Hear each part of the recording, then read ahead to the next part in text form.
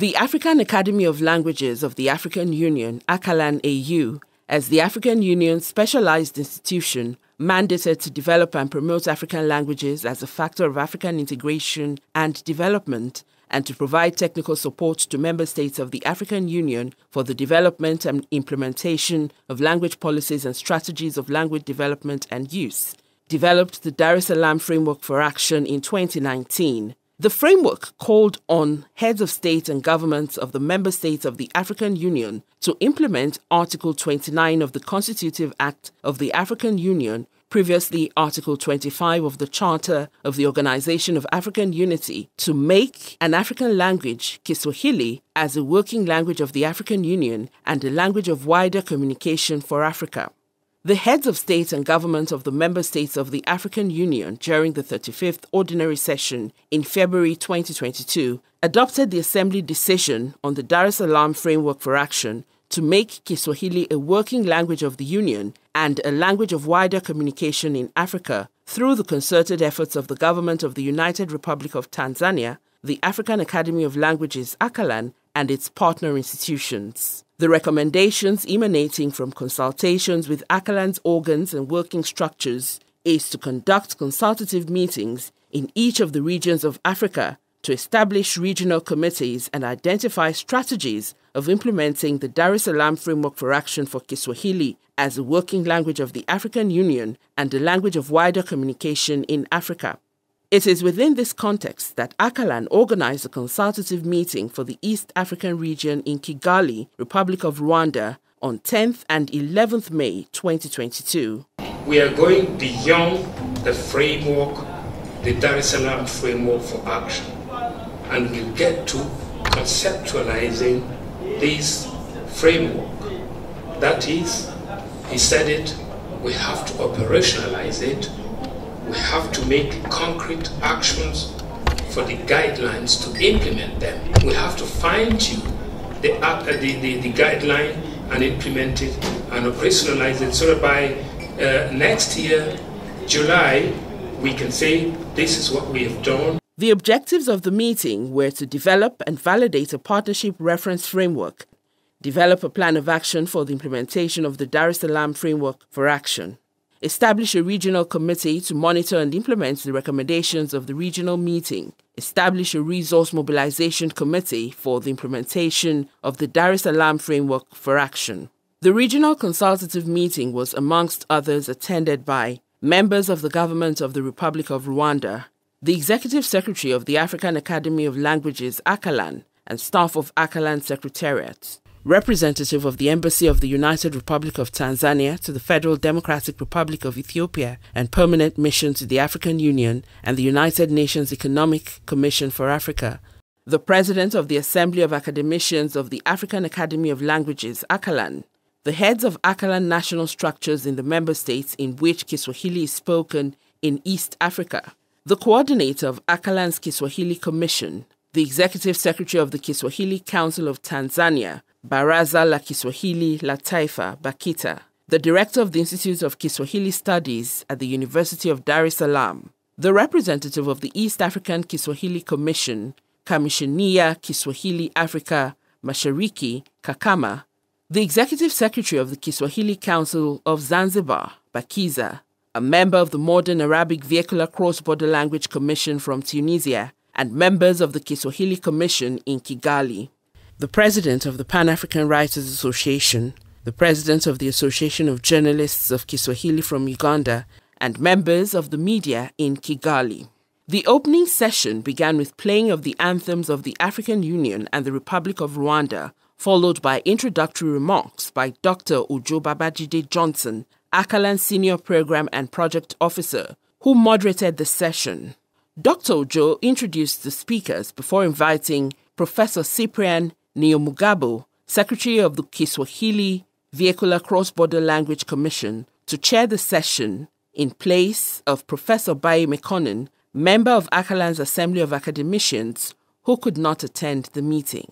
The speakers of the opening session include the President of the Assembly of Academicians, Professor Sami Bebanchambo, the Executive Secretary of ACALAN, Dr. Langfafa Damfa, and the Director General of the Rwanda Cultural Heritage Academy, Ambassador Robert Masuzera.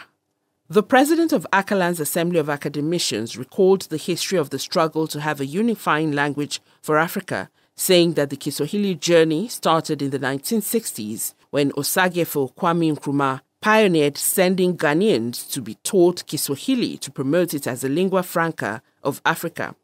At the 1977 Lagos Festival of African Arts and Culture, tagged Festac 77, Professor Wole Soyinka of Nigeria called on the OAU to adopt Kiswahili as a lingua franca for Africa. Professor Chombo then called on delegates to ensure the implementation of this vision, urging them to go beyond the framework to conceptualize and operationalize it by coming up with concrete, detailed, and clear strategic actions. After outlining the objectives of the meeting, Dr. Damfa said that the Kigali Regional Meeting on the implementation of the Dar es Salaam Framework for Action follows the adoption of the Dar es Salaam Framework for Action in February 2022 through the concerted efforts of ACALAN, the government of the United Republic of Tanzania, ACALAN partners, and other stakeholders. He congratulated Professor John Kiango and the team of experts who developed the guidelines for the implementation of the Dar es Salaam Framework for Action for Kiswahili as a widely spoken language in Africa on the request and supervision of ACALAN. He recalled that ACALAN had already developed the Dar es Salaam Framework for Action in 2019, whose objectives are to promote Kiswahili as a working language of the African Union and a language of wider communication in Africa.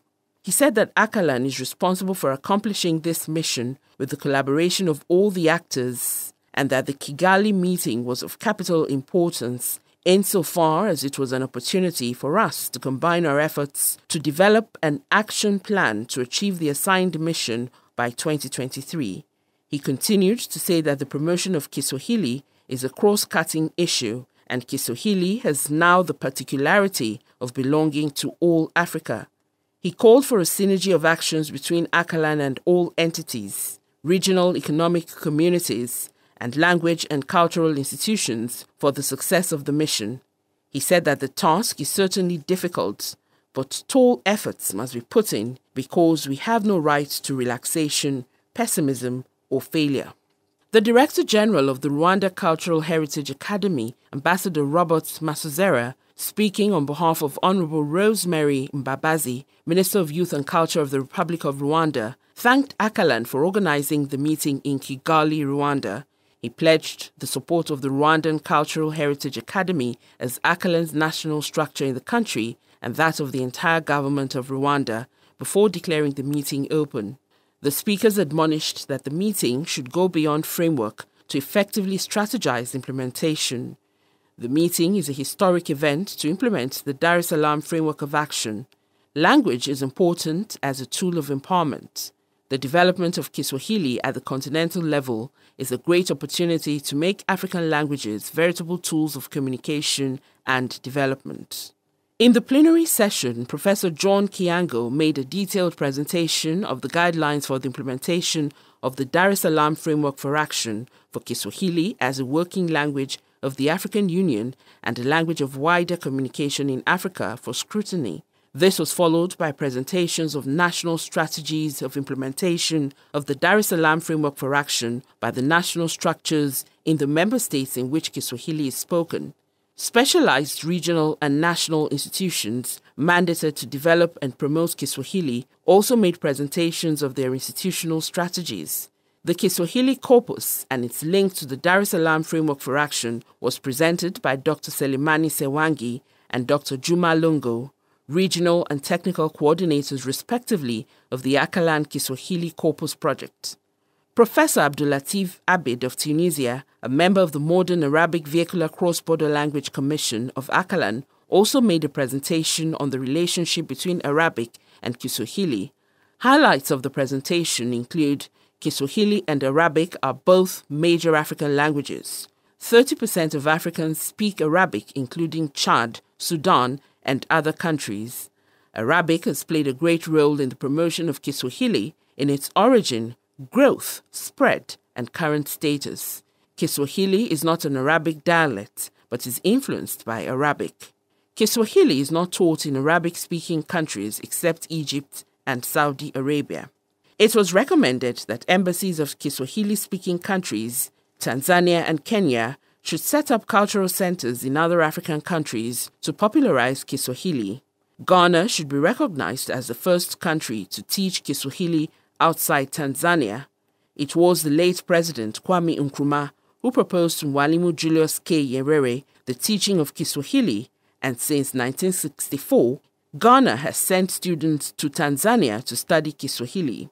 The guidelines document should leave room for other stakeholders with roles clearly spelled out to be added.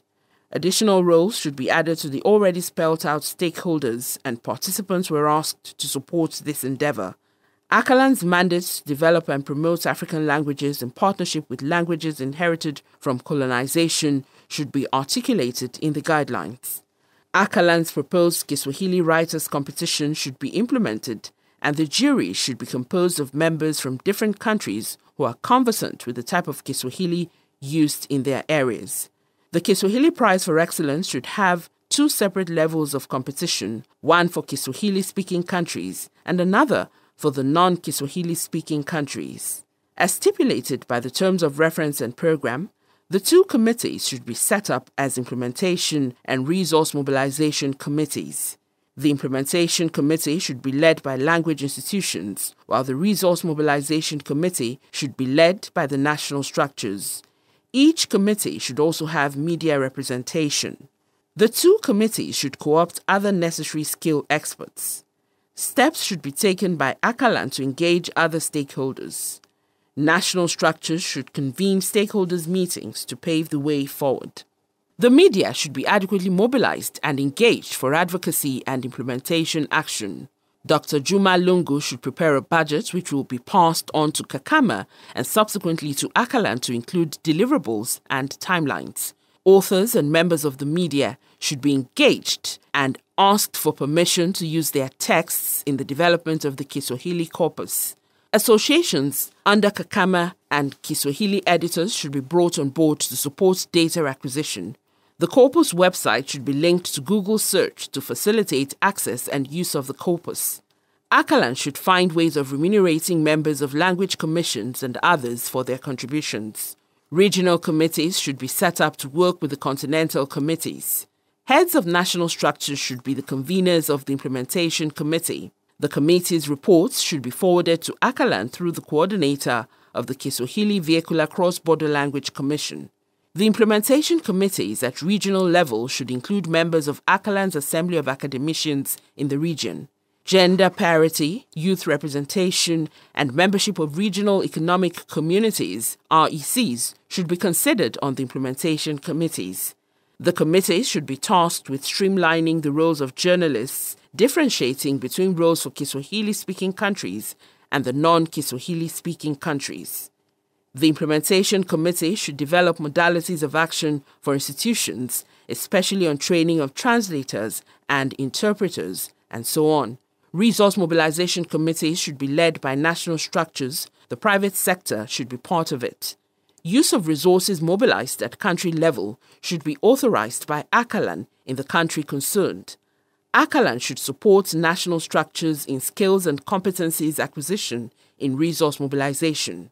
The financial rules and regulations of African Union on resource mobilization and usage should be taken into account. ACALAN's initiative of Goodwill Ambassadors for each region should be adopted to support the resource mobilization process. National structures should pass on the guidelines and the reports of the meetings to their governments. African languages should move beyond being mere tools of communication to economic empowerment of the people of Africa. The Kiswahili program should come up with projects for sale and co-opt people knowledgeable with packaging language projects for sale. Singers, writers, performers, celebrities should be included as assets for fundraising projects. Different modalities should be set up for different national structures as guided by their national laws. The key activities for stakeholders overall should be to actualize Kiswahili's 2 roles by July 2023. These are Kiswahili as a working language of the African Union and Kiswahili as a language of wider communication in Africa. To achieve the working language objective for Kiswahili, translators and interpreters should be trained. Baraza la Kiswahili la Taifa, BAKITA, and Institute of Kiswahili Studies, IKS, should collaborate with the African Academy of Languages, ACALAN, in training of translators and interpreters. ACALAN should engage the Pan-African Center for Translation and Interpretation and the Pan-African University on the training needs for Kiswahili translators and interpreters. To achieve the language of wider communication objective, Kiswahili should be introduced in the African education systems as one of the languages within the implementation of the mother tongue-based multilingual education program. ACALAN should engage in language policies advocacy to ensure all member states develop language policies that give status and valorizing functions to African languages and recognize Kiswahili as a language of wider communication in Africa. ACALAN should have the Language Plan of Action for Africa revised for Kiswahili to have a central role in it. At the end of the meeting, it was decided that ACALAN should lead in the process of establishing the 2 committees for resource mobilization and implementation of the Dar es Salaam Framework for Action. Strategies for a plan of action for effectively implementing the Dar es Salaam Framework for Action, the use of Kiswahili as a working language of the African Union and a language of wider communication in Africa were proposed to be developed into action plans by the various committees and commissions mentioned in this communique.